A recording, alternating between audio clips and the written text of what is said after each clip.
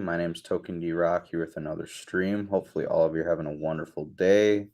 It is Wednesday, October 26th, you guys, 9:44 a.m. Central Standard Time for watching us live.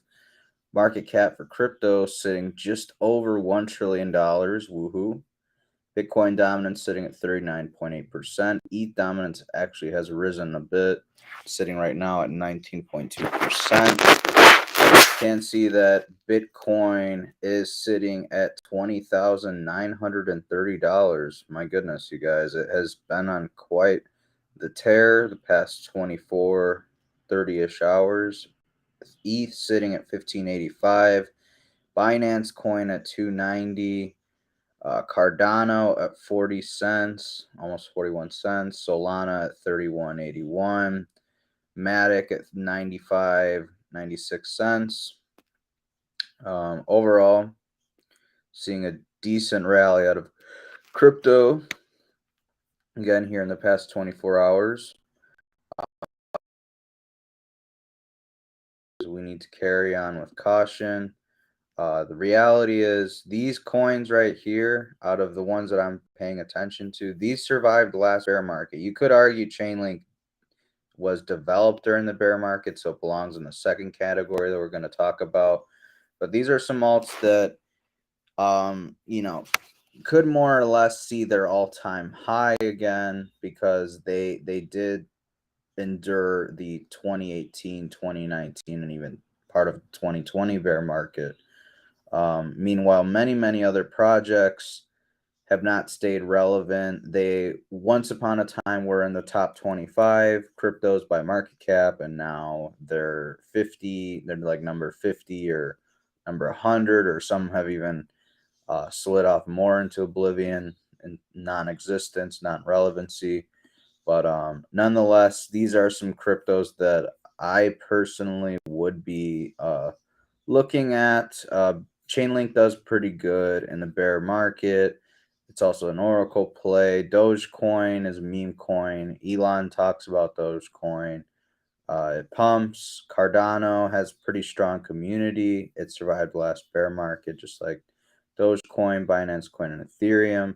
Binance Coin, super centralized. Binance has been doing a lot of networking and a lot of development during the current bear market and the last one. So something to pay attention to. ETH just had the POS merge, pardon me. They switched over to POS instead of POW, or proof of work.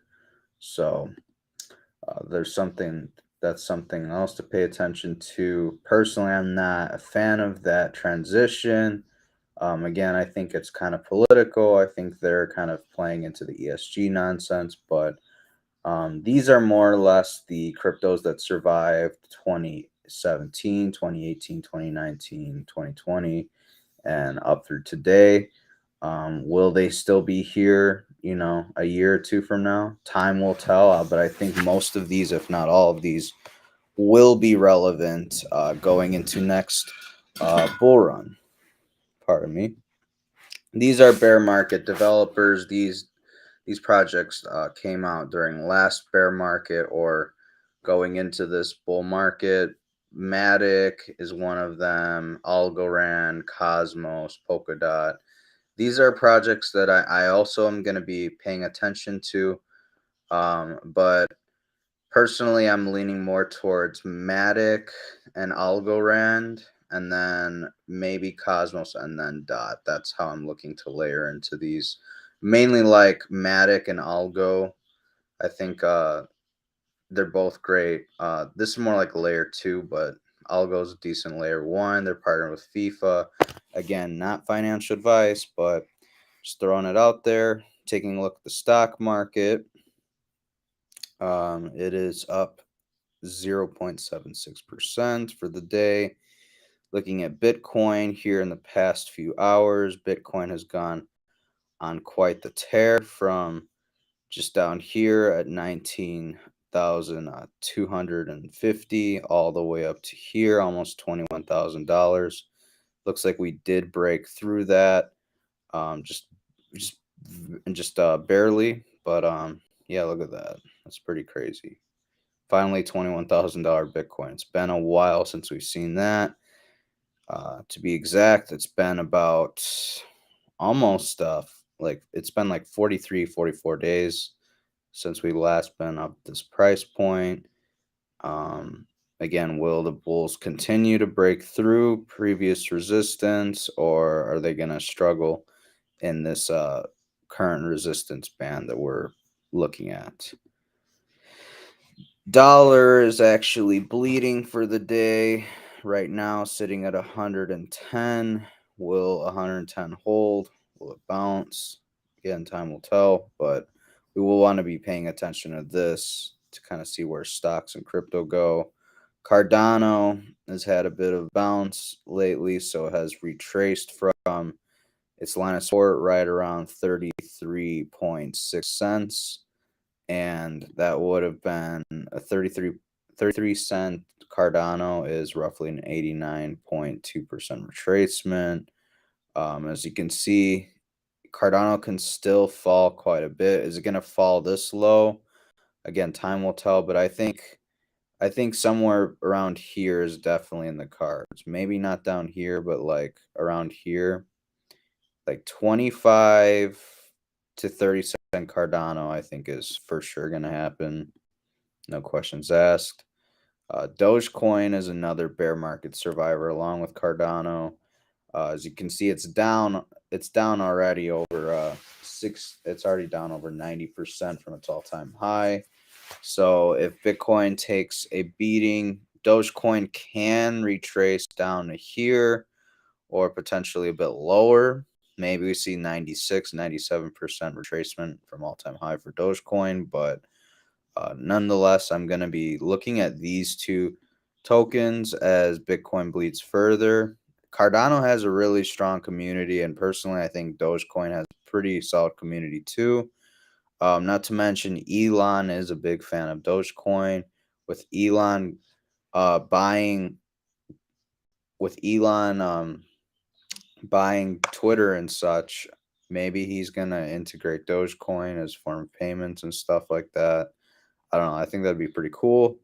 Would be a rather bullish case for Dogecoin. Matic, another altcoin that we are kind of taking a look at, has a lot of room to bleed, as we can see. So I'm not loading up too much on Matic. To be honest, I actually sold my Matic yesterday, right around 92, 93 cents. I just saw some things in the market that was kind of like, all right, maybe I should just hop out right now. Uh, Not that I thought the market was going to go down necessarily right after, but I think the next week going into the next Fed meeting, I think you can anticipate stocks to kind of slide as well as crypto to the downside, as long as the Federal Reserve does a 75 basis points rate hike, or potentially worst case scenario 100 basis point rate hike. That would really shake the markets. That would really send Bitcoin and um, crypto along with stocks tumbling. But yeah, as you can see, I'm probably not going to be looking to load the boat with Matic until we're at least 80% down, maybe even closer to like 85 or 90% down. So, but I mean, if the market flips, then we gotta revise our strategy. Same thing with Chainlink. It's down like 88% from its all-time high. You can see it still has some room to bleed. Again, are we gonna go this low? I don't know. I think something between a $4 to $5 or maybe $5.50 Chainlink is pretty realistic. Bitcoin takes a shit. Headed over to Twitter for some news, some memes, stuff of that nature. Guess who is pumping Bitcoin and ETH? Janet Yellen, Secretary of Treasury, pumping Bitcoin. Mexican Senator Indira Kempis has said that Bitcoin adoption as legal tender is only a matter of time. And, Mexico is looking to be one of the next countries to make Bitcoin legal tender. That they just there's a few big players there between the senator, I think like the third richest person in Mexico or whatever really likes Bitcoin. There's already some traction growing there, so I think Mexico could be one of the first countries to make Bitcoin legal tender, following El Salvador, um, being the first one last September. Here we have Bitcoin Magazine saying there's been over $550 million in Bitcoin short liquidations during the past 24 hours as Bitcoin nears 21K. Pretty crazy stuff to think about. PayPal and Western Union each filed 3 trademarks for Bitcoin and crypto services. Pretty crazy stuff. Again, more and more adoption. Even during the bear market, here's a look back at how Bitcoin has reacted to McDonald's McRib launches. They just announced it again yesterday, and you're bearish. So if we go back in time, December 16th of 2016, suit up for game day, David. It's McRib season in your area. Head down to your local McDonald's to kick it off. Here we had Bitcoin rally all the way up to here, and then they they said the McRib is finally back starting November 6th. Track down the saucy sandwich you love with the McRib Finder app. Download it now. And then Bitcoin proceeded to rally again. So basically, what they're saying is, I guess you could indicate maybe a reversal in the market of sorts. Maybe this is what's going to send Bitcoin rallying. Maybe not to all-time highs, but higher prices. Maybe we see a 30K Bitcoin or something because of the McRib. Weird coincidences. I'm sure this chart is tweaked just a little bit to kind of display the picture they're trying to paint, but I thought it was kind of entertaining, so I thought I'd share it with you guys. Here we have a comedian dissing CNBC host, saying, "I've lost a lot of money watching this show." Oh, I know what you've seen this, Joe. When you invest yourself? Oh, I've lost a lot of money watching this show. Oh, yeah. I love the smack talk. These media pundits need it. They don't get enough pushback. Jim Cramer has said he's optimistic on the markets going into November. Again, is he just trying?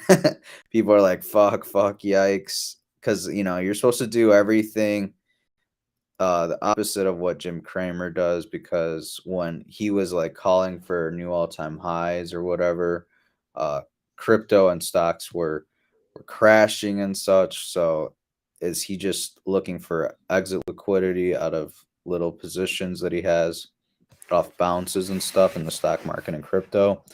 I don't know, but don't follow Jim Cramer. U.S. home prices could fall as much as 20% next year per CBS. Pretty crazy stuff. Americans now say they will need 1.25 million to retire comfortably per CNBC. I think it's gonna, yeah, exactly, retire to where a 1-bedroom apartment in Omaha, and that's true. It's like $1.25 million. It seems like a lot of money, but some people are retired for 10, maybe even 20 years. I'm not going to say that's super, super common, but those who are retired for that long are going to require much more money. And if the dollar keeps inflating like it has been doing recently with the pandemic and such, you're going to need potentially 5 million. You're going to potentially need 10 million, maybe even 20 million, to retire just for 10 to 20 or 30 years. It's pretty crazy. $1 USD in Venezuelan bolivars, inflation, gold, silver. Again, this could be the situation with the US dollar. The US dollar could be in the opposite position down the road. Maybe not compared to the bolivar, but maybe like the pound or something. I don't know. It's just crazy.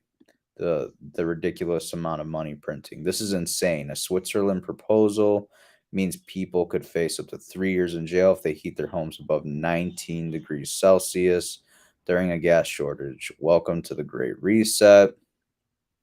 Dads in Europe, additionally, some are having to do this around the thermostat, keep the temperature colder inside, the house. The kids will get more presents. If we have to heat the home more, which is really expensive to do so, that means it's less presents. Prisoner's dilemma in kind of a way. I don't know who this lady is, but I think what she says is somewhat true. I don't agree with everything she says in her statement, but I'll play it for you guys. What do you think is going to happen with Russia and Ukraine, in your opinion? So I'm a 180 to this guy. Okay. I'm a big believer in Putin. I love Russia. I've been there on many occasions. Yeah. Putin's a strong and fantastic leader on the international stage. People seem to think Ukrainians are angels.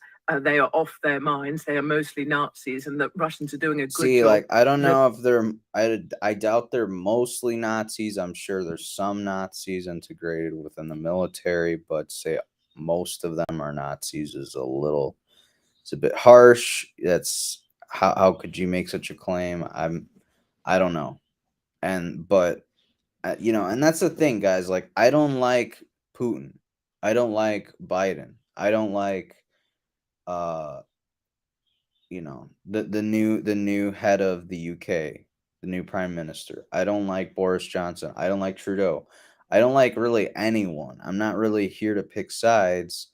I just like to call them out. I'll call them all out on their bullshit. Zelensky is a puppet, and He is a personally, I puppet. think it's the biggest farce we ever did It see. is one of the Imagining biggest Americans farces are we've at all seen interested in current history since probably the pandemic. It is probably one of the biggest farces. And it's true. Why do so many Americans act like they're so interested in Ukraine? They can't even point the country out on a map. It's pretty crazy how much Americans love to virtue signal and act like they care about other countries. Meanwhile, they're okay with bombing other ones. It's like, okay. Pick your poison, I guess. Learn the lessons of history. Thanks to the globalists, we might be heading for repeat. Just a reminder that Stalin called the farmers enemies of the people by expropriating them.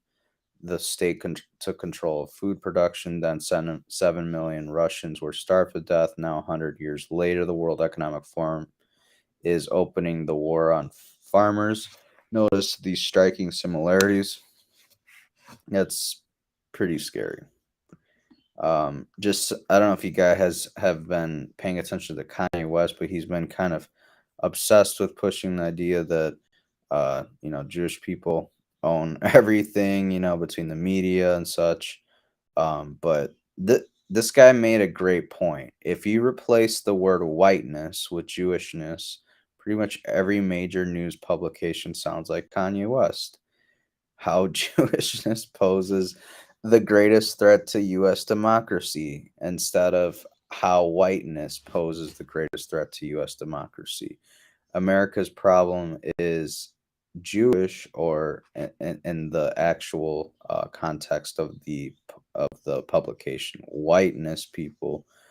America's problem is white people backing the Republican Party. White people is a pandemic, or whiteness is a pandemic. The whiteness of wealth, why Black Americans pay higher taxes. But it's crazy how if you change that word, it's like it's suddenly all of a sudden. And I'm not just saying because it's this word. I'm just saying in general, it's like it's okay to bash one way. It's okay to what's it called?